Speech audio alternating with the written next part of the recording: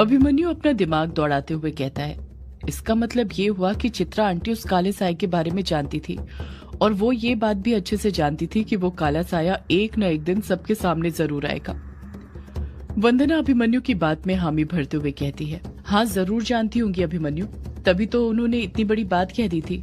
उस चीज के बारे में बता दिया जो भविष्य में होने वाली थी, जैसे उन्हें पता था एक न एक दिन काला साया जरूर सबके सामने आएगा। अभिमन्यु झट से पूछ पड़ता है, वो काला साया किसका था वंदना भाभी? चित्रा आंटी ने आपको उस काले साए के बारे में कुछ बताया था क्या?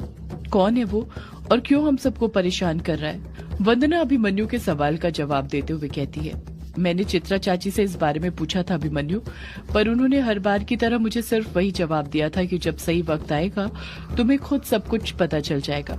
उन्होंने मुझे उस काले साए के बारे में कुछ नहीं बताया। उनसे बातें करके ऐसा लग रहा था जैसे वो मुझे कुछ बताना ही नहीं चाहती हो, सब चीजों से अनजान रखना चाहती हो। वो बस मुझे एक काम सौंपने आई थी जो वो मुझे सौंप कर चली गई। युग बौखलाहट के साथ पूछता है, माँ आपको काम सौंपने आई थी? कैसा काम वंदना भाभी? वंदना युग के सवाल का जवाब देते हुए कहती है, मैंने अभी तो बताया था युग बेटा कि चित्रा चाची ने जाते जाते मुझसे कहा था कि जब काला साया सबके सामने आ जाए तो मुझे बुला देना, मैं आ जाऊंगी। वंदना एक लंबी आह भरते हुए अपनी बात को आगे जारी रखते हुए कहती है, और उस दिन जब तुम सब ग्रेवयार्ड कोठी छोड़कर यहाँ ससुर जी के साथ हवेली में रहने के लिए आए और तुमने सबको बताया कि हवेली के अंदर एक काला साया है जो सबको परेशान कर रहा था, तो मैं समझ गई थी कि चित्रा चाची इसी काले साए के बारे में बात कर रही होगी। इसलिए मैंने कुछ दिनों बाद ही वक्त मिलते ही उन्हें संदेश भेज दिया था ताकि चित्रा चाची वापस आ जाए। यामिनी फौरन कहती है, इसका मतलब चित्रा आंटी आने वाली है? वंदना यामिनी की बात का पलटकर जवाब देते हुए कहती है, मैंने कुछ कुछवा के जरिए संदेश तो भेज दिया था। अब तक तो चित्रा चाची को यहाँ पर आ जाना चाहिए था, पता नहीं क्यों नहीं आई। कायर कुछ याद करते हुए कहता है, क्या कहा? कुछ कुछवा? ये नाम तो कहीं सुना सुना लग रहा है। कछुआ झट से बोल पड़ता है, अरे मैंने तुझे बताया था ना, ये कुछ कुछवा एक संदेशवाहक उल्लू होता है जो जादू टोने और मंत्रों की शक्ति से बनाया जाता है, जिसका काम संदेश पहुंचाना होता है। भूल गया? जब अपन पंचिम गांव जा रहे थे तो गांव में कदम रखते वक्त ही हमें कुछ कुछवा आसमान में उड़ता हुआ दिखा था और मैंने तुझे उसके बारे में बताया भी था। कायर हामी भरते हुए कहता है, हाँ हाँ याद आया, तूने मुझे इस कुछ कुछवा के बारे में बताया था। कछुआ और कायर की बात सुनकर युग कुछ सोचते हुए वंदना से हड़बड़ाहट के साथ पूछता है, वंदना भाभी आपने कुछ कुछवा के जरिए माँ को संदेश कब भेजा था? वंदना याद करने लग जाती है पर उसे कुछ याद नहीं आता है। वंदना परेशान होते हुए कहती है, मुझे कुछ याद नहीं आ रहा युग, उस बात को बहुत दिन हो गए हैं। युग वंदना पर दबाव बनाते हुए कहता है, याद कीजिए वंदना भाभी, आपका याद करना बहुत जरूरी है, प्लीज याद कीजिए। युग के कहने पर वंदना अपने दिमाग पर जोर देने लग जाती है। वंदना उस बारे में याद ही कर रही थी कि तभी वो हड़बड़ाहट के साथ बोल पड़ती है, हाँ याद आया, मैंने तो चित्रा चाची को उसी दिन संदेश भेजा था जिस दिन तुम तीनों यहाँ पर नहीं थे। शायद तुम लोग अनुराग चाचा की लाश ढूंढने के लिए निकले थे जो तुमसे उस काले साए ने मंगवाई थी। युग वंदना को एकटक देखते हुए हैरानी के साथ कहता है, इसका मतलब ये हुआ कि उस दिन आपने जो कुछ कुछवे को संदेश लेकर भेजा था, वो कुछ कुछवा आपका संदेश लेकर पंचिम गांव गया था। कायर हैरानी के साथ कहता है, यानी चित्रा आंटी उस दिन पंचिम गांव में ही थी? पर ऐसा कैसे हो सकता है युग? वो पंचिम गांव तो पूरी तरह तहस नहस हो चुका था, वो रहने लायक जगह नहीं थी, फिर चित्रा आंटी वहां पर कैसे रह सकती है? कायर के सवाल ने सबको चुप कर दिया था। कछुआ कुछ सोचते हुए कहता है, ये भी तो हो सकता है कि वो कुछ कुछवा कहीं और जा रहा हो, वो बस पंचिम गांव के ऊपर से गुजरा हो, हमने उसे नीचे उतरते हुए थोड़ी देखा था। युग कछुए की बात से सहमत होते हुए खुद से बड़बड़ाता है, हाँ ये भी बात सही है, हो सकता है कि वो कुछ कुछवा माँ को संदेश देने कहीं और जा रहा हो। अभिमन्यु वंदना से पूछता है, वंदना भाभी आपको तो चित्रा आंटी को संदेश भेजे हुए काफी वक्त हो गया है, जितना मुझे लगता है अब तक तो उन्हें आ जाना चाहिए था। उन्हें कुछ कुछवा के जरिए आपके द्वारा भेजा गया संदेश सही सलामत मिल तो गया होगा ना? वंदना अभिमन्यु के सवाल का जवाब देते हुए कहती है, मेरा संदेश तो चित्रा भाभी को उसी दिन मिल गया था अभिमन्यु, जिस दिन मैंने कुछ कुछवे को संदेश देने के लिए भेजा था। अभिमन्यु वंदना पर शक करते हुए उसे एकटक देखते हुए पूछता है, आपको कैसे पता वंदना भाभी कि चित्रा आंटी को संदेश मिला या नहीं? संदेश भेजने के बाद आप उनसे मिल चुकी हैं क्या? वंदना तुरंत ना में अपना सिर हिलाते हुए कहती है, नहीं नहीं अभिमन्यु, मैंने कहा ना, मेरी आखिरी मुलाकात चित्रा चाची से उसी रात हुई थी जब वो मुझे ये काम सौंपने के लिए आई थी। तब से लेकर आज तक मैं उनसे नहीं मिली हूँ। अभिमन्यु कुछ पूछता उससे पहले युग भी वंदना को शक की निगाहों से घूरते हुए बोल पड़ता है। फिर आपको कैसे पता कि माँ को आपका संदेश सही सलामत मिल चुका है, जब आप उनसे अभी तक मिली ही नहीं है? वंदना युग के सवाल का जवाब देते हुए कहती है, क्योंकि जब कुछ वो अपना संदेश पहुंचा देता है तो उसी वक्त नष्ट हो जाता है, और जिसने संदेश भेजा था उसे इस चीज का एहसास भी हो जाता है।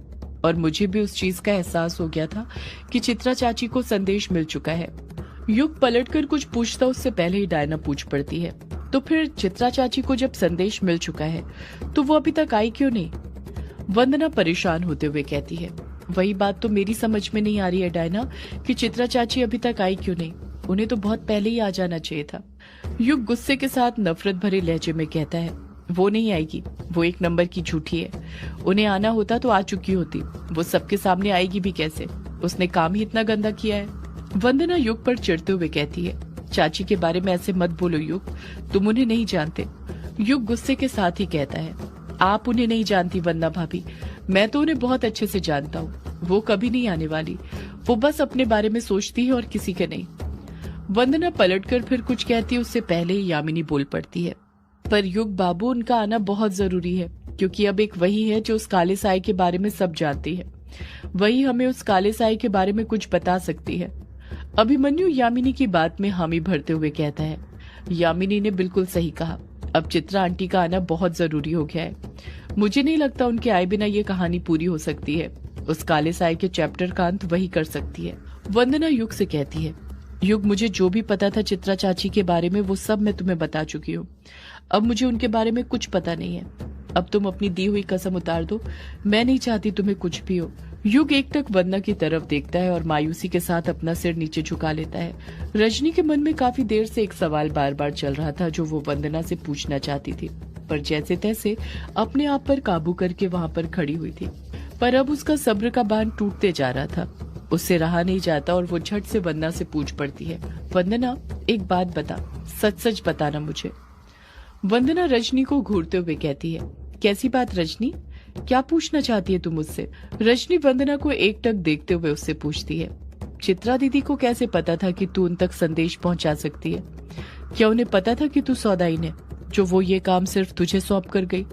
वंदना उस बारे में याद करते हुए हिचकिचाते हुए कहती है, पता नहीं रजनी, उन्हें मेरी सौदाइन वाली बात पता थी या नहीं पता थी, लेकिन उनकी बातों से ऐसा लग रहा था जैसे शायद उन्हें ये बात पता थी कि मैं सौदाइन हूँ। रजनी झट से पलटकर बोल पड़ती है, पर चित्रा दीदी को ये बात कैसे पता हो सकती है? उस वक्त तू सौदाइन थोड़ी बनी थी, उस वक्त तो तू बस आम लोगों की तरह थी ना। वंदना परेशान होते हुए कहती है, यही बात तो मेरे समझ में नहीं आ रही थी कि चित्रा चाची ने इतनी बड़ी जवाबदारी मुझे कैसे दे दी थी। सच तो ये था कि मैंने तो उनके सामने पागल होने की भी एक्टिंग की थी, पर वो समझ गई थी और उन्होंने सीधे मेरे मुंह पर बोल दिया था कि वंदना ये पागल होने का नाटक बंद करो, मुझे तुम्हारे बारे में सब पता है। अभिमन्यु हैरानी के साथ कहता है, क्या कहा? उन्होंने ऐसा कहा था? वंदना हामी भरते हुए कहती है, हाँ अभिमन्यु, चाची ने ऐसा ही कहा था, मुझे अच्छे से याद है, मैं उस रात को कभी नहीं भूल सकती हूँ। युग वंदना पर फिर दबाव बनाते हुए कहता है, माँ ने और क्या कहा था आपसे? वंदना कहती है, और कुछ नहीं कहा था युग, मैंने कहा ना, जितना चित्रा चाची ने मुझसे कहा था मैं सब बता चुकी हूँ तुम लोग को। युग को अभी भी लग रहा था जैसे वंदना उससे कुछ न कुछ तो जरूर छुपा रही थी। युग वंदना पर दबाव बनाते हुए कहता है, आप झूठ बोल रही हो वंदना भाभी, मुझे आपके मुंह से सच सुनना है, बताइए और क्या जानती हैं आप? वंदना चिढ़ते हुए कहती है, मैं सच ही कह रही हूँ, मैं और कुछ नहीं जानती हूँ, सब कुछ तुम्हें मैं पहले ही बता चुकी हूँ। युग वंदना को घूरते हुए कहता है, लगता है आप ऐसी सारी सच्चाई नहीं बताने वाली। युग वंदना को भी चित्रा वाली धमकी देते हुए कहता है, मैं भी नीचे जाकर बड़े पापा को सब कुछ बता दूंगा कि आप और रजनी मामी दोनों सौदाइन हो, फिर आप जानती है ना क्या होगा। युग की ये बात सुनकर वंदना चिढ़ जाती है। उसके समझ नहीं आ रहा था कि इतना सब कुछ बताने के बाद भी युग कैसे उससे इस लहजे में बात कर सकता था, कैसे उसे धमकी दे सकता था। वंदना युग पर चिढ़ते हुए ही कहती है, तुम्हें जिसको जाकर जो बताना है बता दो युग, पर जो मुझे पता था वो मैं पहले ही बता चुकी हूँ। मेरा जवाब यही रहेगा, मैं अब कुछ नहीं जानती हूँ, समझे तुम? युग पलटकर कुछ नहीं कहता है। उसे वंदना की आंखों में एक आक्रोश नजर आने लग गया था, जैसे वो सच कह रही हो। वंदना अपनी बात को पूरी करते हुए कहती है, अगर तुम्हें अभी भी जाकर ससुर जी को सब कुछ बताना है तो बता सकते हो, मैं तुम्हें रोकूंगी नहीं। पर मेरी एक बात अपने दिमाग में रखना कि ये बात ससुर जी को बताने के बाद इस घर से 2 नहीं 3 लोग जाएंगे। युग मुंह बनाते हुए कहता है, क्या कहा? 3 लोग जाएंगे? पर कैसे? वंदना पलट कर कहती है, हाँ, क्योंकि इस घर में 2 नहीं बल्कि 3 सौदाइने हैं। युग के पूछने से पहले कायर डरते हुए पूछ पड़ता है, अब इस घर में और कौन सौदाइन है? वंदना अपने हाथ से चालाक मुस्कान के साथ अमोदिता की तरफ इशारा करते हुए कहती है, ये युग के बगल में जो अमोदिता खड़ी है, ये भी तो सौदाइन है। इसने भी तो तुम्हें अपने वश में करने के लिए कई टोने टोटके किए हैं। जैसे ही वंदना ये बात बोलती है, रजनी, वंदना और कछुए को छोड़कर सब लोग बड़ी हैरानी के साथ अमोदिता को देखने लग जाते हैं, उसे घूरने लग जाते हैं। युग अमोदिता की तरफ एकटक देखते हुए कहता है, अमोदिता, तुम भी सौदाइन हो? अमोदिता इतना घबरा गई थी कि उसके कुछ समझ नहीं आ रहा था कि वो क्या करे, इसलिए वो कुछ बोल ही नहीं पाती है, बस डर के मारे कांपती रहती है। वंदना रजनी और अमोदिता पर तंज कसते हुए उन दोनों की तरफ नजरें करते हुए कहती है, अब एक सौदाइन की बेटी सौदाइन नहीं बनेगी तो कौन बनेगी भला? अमोदिता वंदना को गुस्से के साथ घूरते हुए मन में कहती है, ये वंदना भाभी को तो मैं छोड़ूंगी नहीं। क्या जरूरत थी इन्हें युग जी के सामने ये बात कहने की? सब कुछ ठीक तो चल ही रहा था, पर अब क्या बोलूं मैं युग जी? सदियों से है पुरानी ये है यक्षिणी की कहानी। यक्षिणी एक आग है, यक्षिणी तेरा ख्वाब है।